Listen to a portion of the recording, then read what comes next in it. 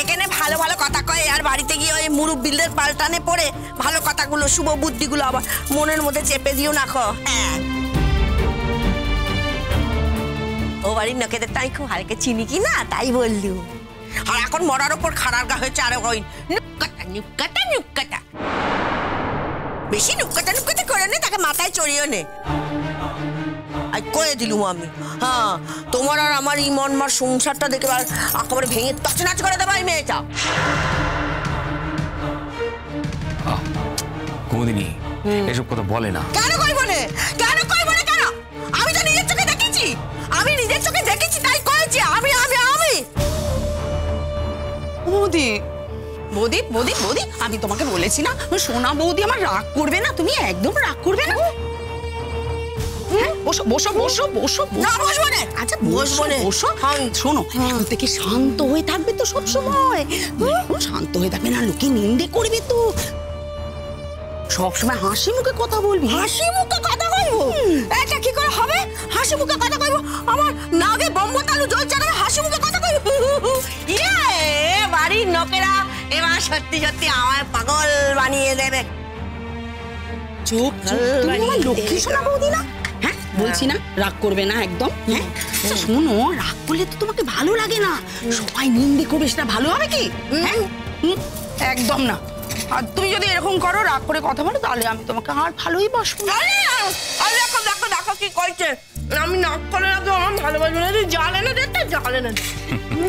আর ও মুখে বলছে তোমাকে ভালো না বেসে যাবে কোথায়?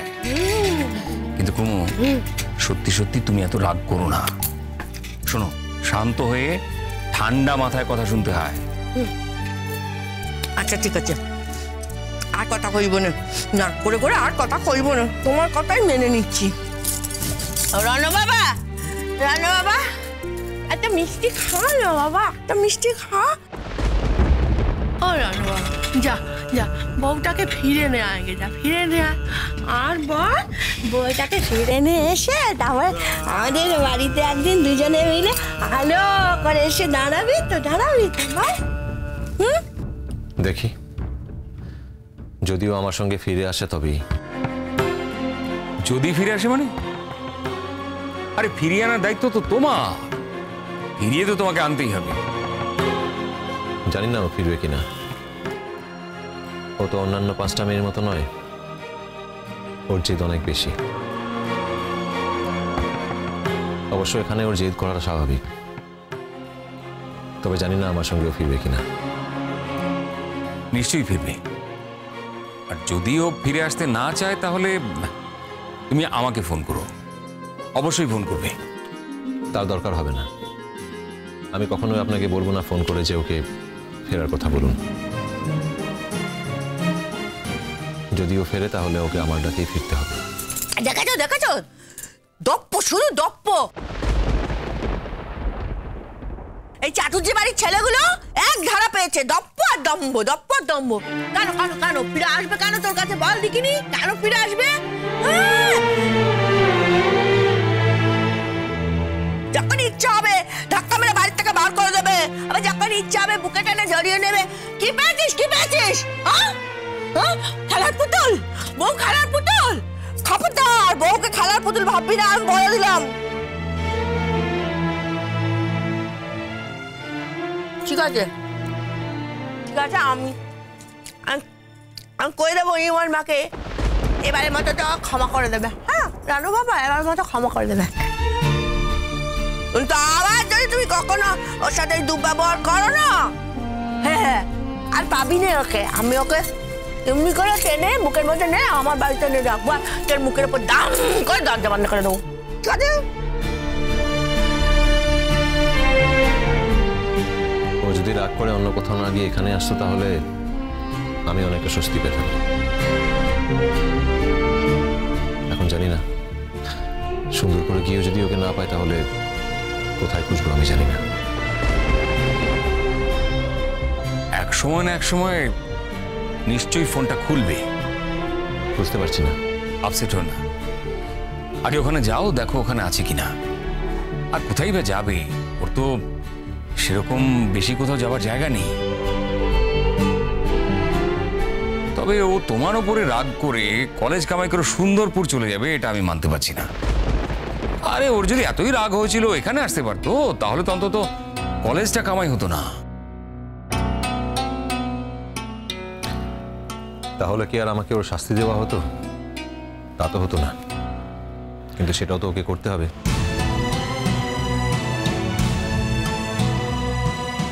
আসছি।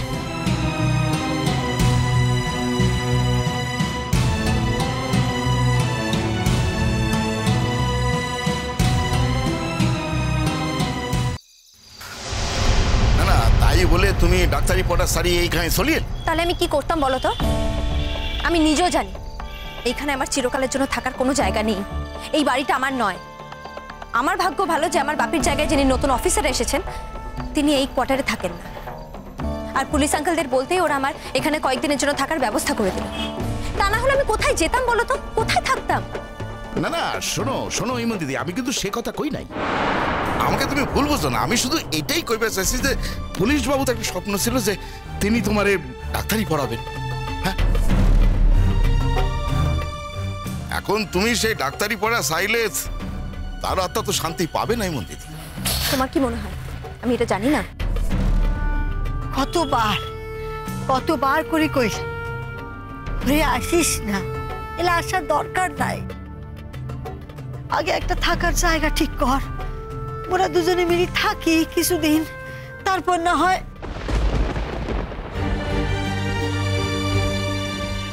ইমন, তুই আসিছিস একদিক দিয়ে ভালোই হয়েছে।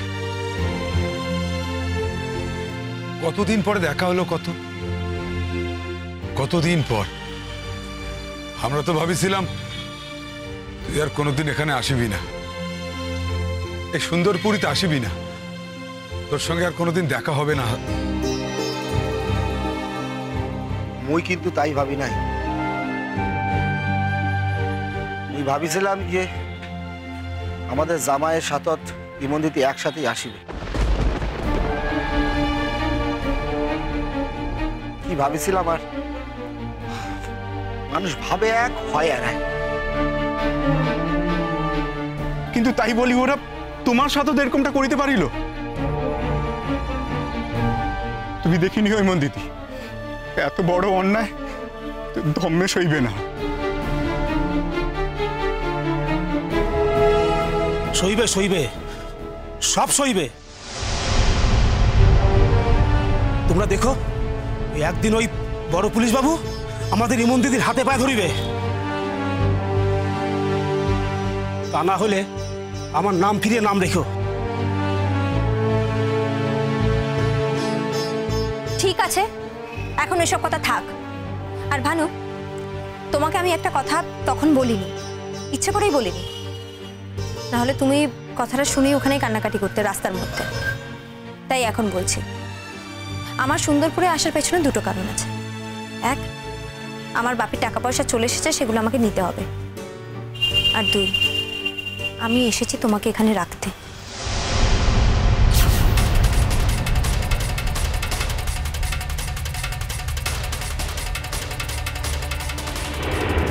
কি কি কইলে?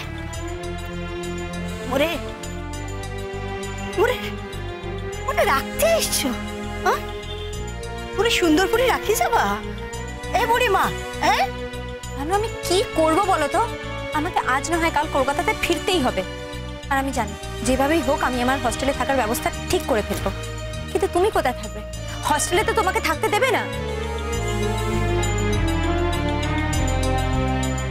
দাদা, ও বুড়ি মা শুনো না, আমরা হস্টেলে কেন থাকতে যাবো? হ্যাঁ, ওটিতে থাকবো না, একটা ঘর ভাড়া নিয়া তুমি আর মুই দুজনে থাকবো। ও বুড়ি মা, বোকার মতো কথা বলো না ভানু। কলকাতা এতটা সহজ জায়গা নয়, খুব কঠিন একটা জায়গা। সেখানে তুমি চাইলেই নিজের থাকার জন্য একটা ঘর পেয়ে যাবে না। ঠিক আছে, মুই বুঝি পারছি বুড়ি মা, মুড়ি রাখতে আসছো, নিয়ে যেতে চাও না, সেটা আগে কইলেই পারত।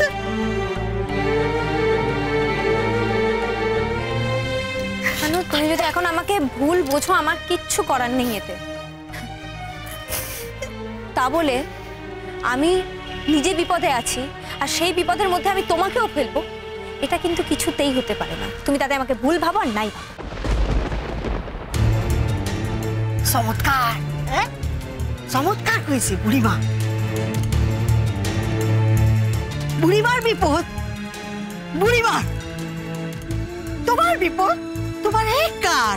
ঠিক কইছো, এতদিন ধরে তো এই হয়ে আসছে, তাই না? তোমার বিপদ খালি একার, মোর কিছু না।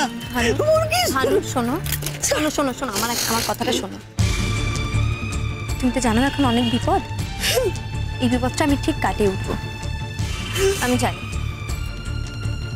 আমি যেদিন ডাক্তারি পাশ করব সেদিনের পর থেকে তুমি আমার সঙ্গেই থাকবে।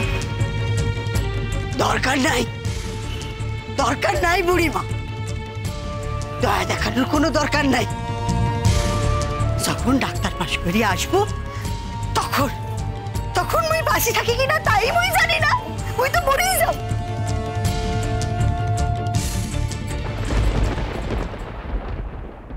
তাকে আনা যায় না কো, তাকে আনার কোনো অধিকার নেই কো, আমি তো কিছু বুঝতে পারছি না। তার স্ত্রীর নাম কুমুদিনী বোস।